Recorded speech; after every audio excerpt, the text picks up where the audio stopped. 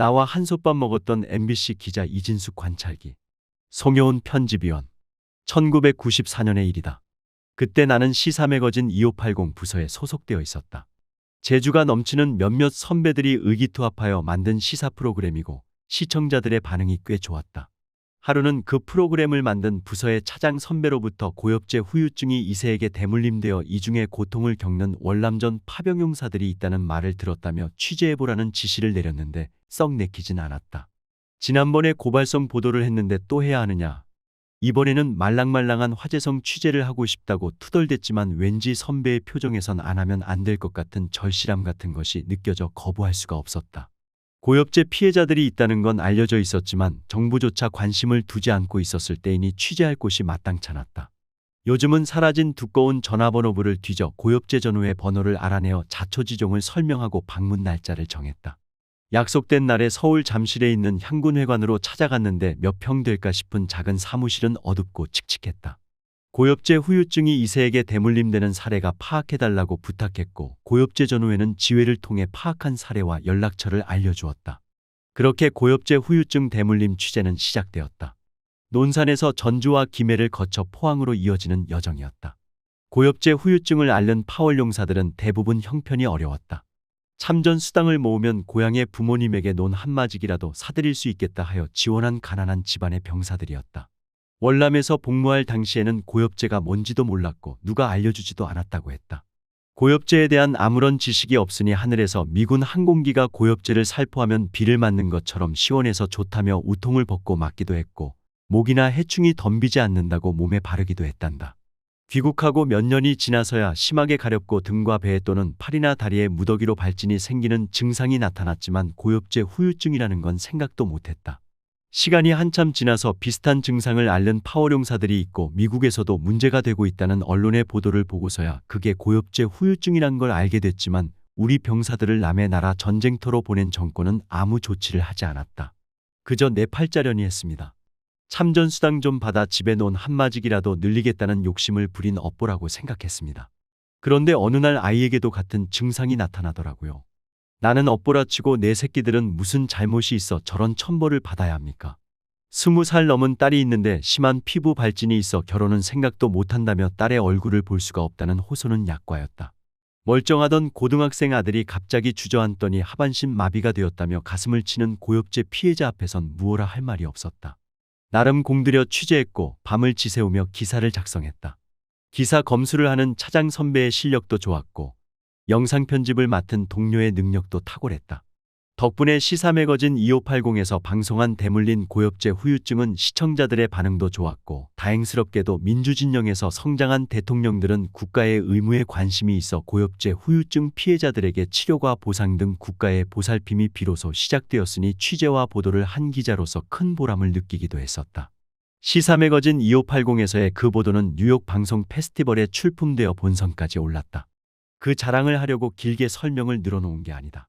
내가 그리고 MBC가 대물린 고엽제 후유증을 취재하고 방송한 건 국가의 부름을 받고 전쟁터에 나간 병사들의 피해를 치유하고 보상하는 건 국가의 의무인데 국가가 그러한 의무를 저버리고 있다는 문제의식에서였다.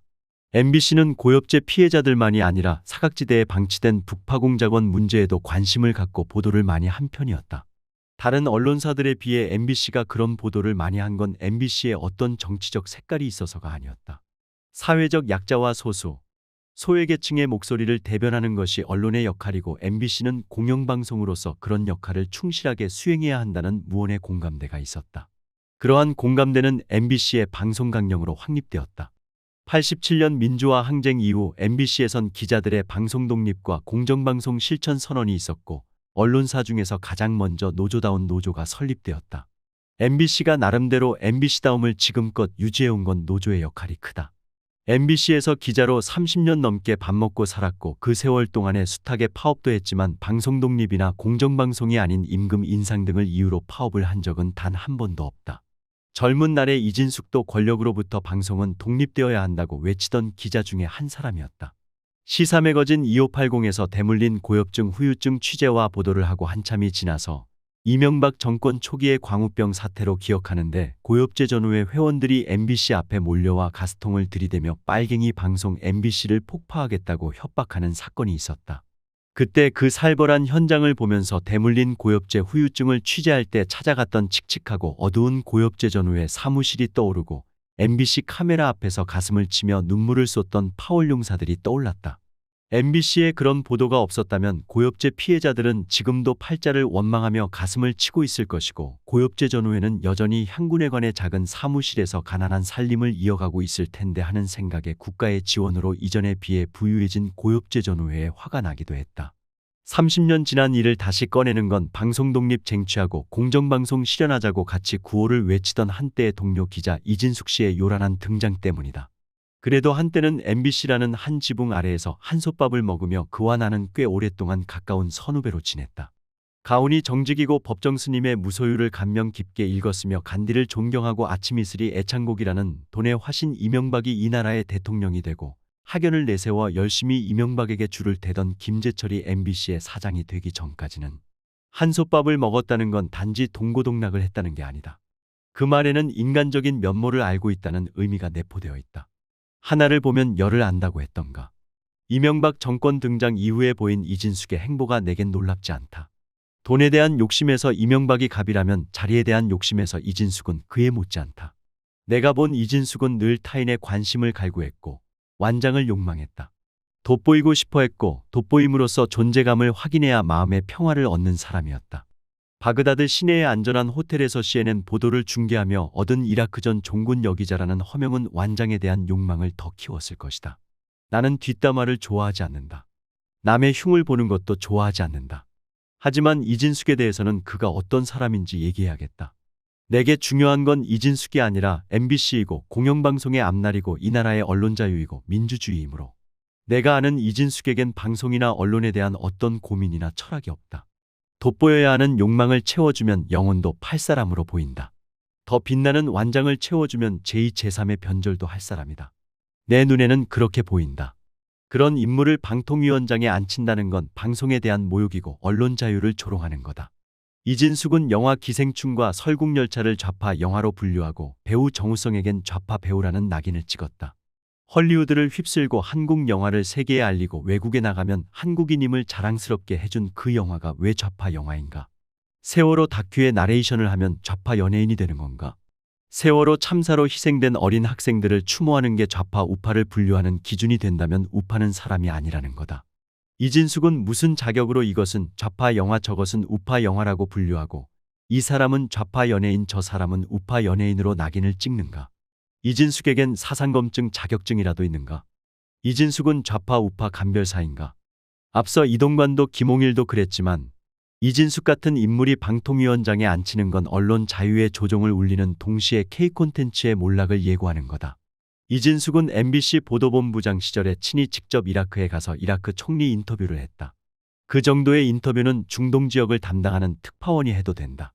이라크와 관련한 특별한 이슈가 있는 것도 아니었다. 이진숙은 자기를 드러내 보이고 관심을 받고 싶어 보도본부장이라는 지위를 이용한 것이다. 그뿐이 아니다. 보도본부장 이진숙은 세월호 참사 이틀 뒤인 2014년 4월 18일 뉴스데스크에 방송하도록 지시했다. MBC만이 아니라 모든 방송이 하루 종일 세월호 참사를 방송하고 있었고 전 국민의 시선은 팽목항으로 쏠려 있을 때였다. 이 밤이 지나면 세월호에 갇혀 물속으로 사라진 아이들을 영영 구하지 못할 거라는 위기감에 전 국민이 발을 동동 구르던 그 시간에 MBC 보도본부장 이진숙에겐 세월호의 아이들보다 자기가 나오는 이라크 총리 인터뷰 보도가 더 중요했을까? 후배 기자들이 지금은 이런 보도를 할 때가 아니라고 하는데도 이진숙은 아랑곳하지 않았다.